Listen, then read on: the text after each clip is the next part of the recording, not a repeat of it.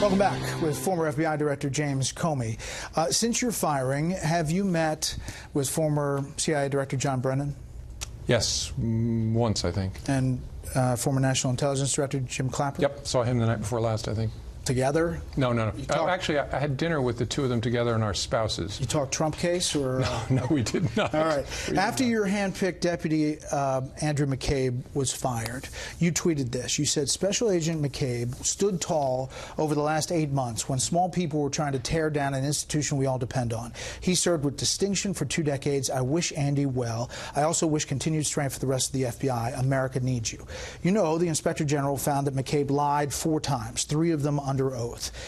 Kimberly Strassel from the Wall Street Journal tweeted a lot of possible questions for you, but here's one. Please discuss Andrew McCabe and the IG report that finds he lied repeatedly, both to you and about you. Do you still believe he stood tall, as you tweeted in January, or is he one of the small people helping to tear down an institution? Yeah, I still believe he stood tall. He represented himself and the organization under tremendous stress during that period after I was fired. But I read the IG report as you did. It concluded that Andy had not been candid. This is what accountability looks like in the Justice Department. Should he be prosecuted? That's not for me to say. Well, wait, you said it in the Clinton case. Well, I was then the director of the FBI. Which was not your role at that moment. Private citizens should not be calling for the prosecution of people in a case they're not involved in. But I do believe, as it routinely happens, the IG will likely refer it, or has referred it, to a U.S. Attorney's Office to look at it. So, did you... You see the disparity here where people look at how the Clinton case was handled and how the Trump case is handled. Did you tell lawmakers... I don't see disparity, Did you tell lawmakers that FBI agents didn't believe former National Security Advisor Michael Flynn was lying intentionally to investigators? No. You did not. And I saw that in the media. I don't know what. Maybe someone misunderstood something I said. I didn't believe that and didn't say that. About the controversial text messages, we just received a lot more up on Capitol Hill today. If you knew back then, when you were in charge of the investigation, and you saw those texts between Peter Strzok and Lisa Page, the level of animus they had against President Trump, what would you have done? I'd have removed both of them from any contact with significant investigations. So shouldn't their work... Including those involving anybody connected to President Trump, but beyond that. Because it's just such poor judgment. Shouldn't their work product then be questioned? Sure, it's a reasonable question to ask. So they were bad-mouthing everybody, including the candidate Trump. So Peter Strzok interviews Hillary Clinton, deals with the bleach bit and the server and Cheryl Mills, all of that, interviews Michael Flynn, and is integral in this whole case. But he's one of many other people involved in all the things you just ticked off.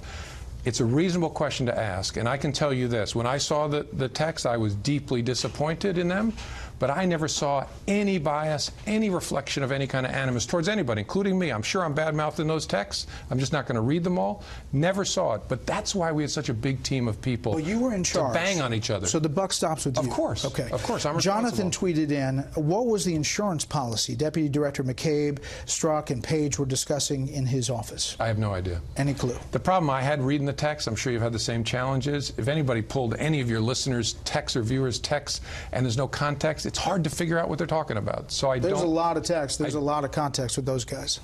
Well, the ones I've looked at, I've had a hard time figuring out. This morning, the president also said this on Fox and Friends. You look at the corruption at the top of the FBI, it's a disgrace.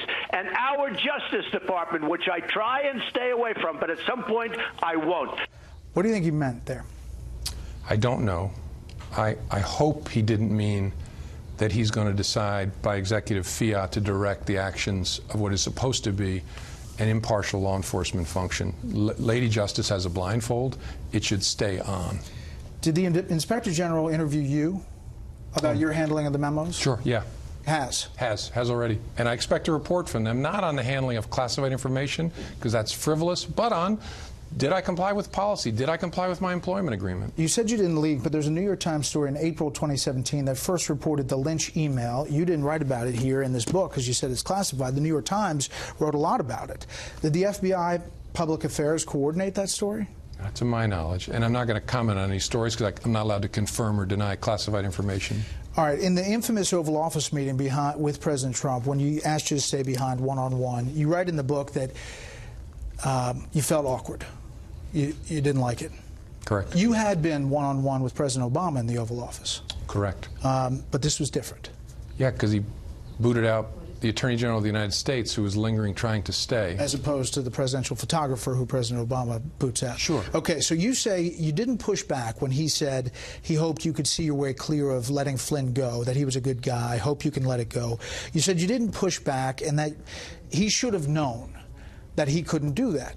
All right, so let's assume that's true, that he should have known that. Is it possible there was another reason why you didn't push back, and that is that you wanted to keep your job? It's possible, but it's not the case. At least I don't remember thinking about that at the time. You told CNN last night that you didn't think you'd be fired, that, you know, had you not been fired, you would still be working as FBI Director tonight. Yeah. In fact, that was my intention, to serve another 6 years. So despite the fact that now you say that this president is morally unfit, that you say impeachment is too good of a remedy on the book That's tour. not what I said.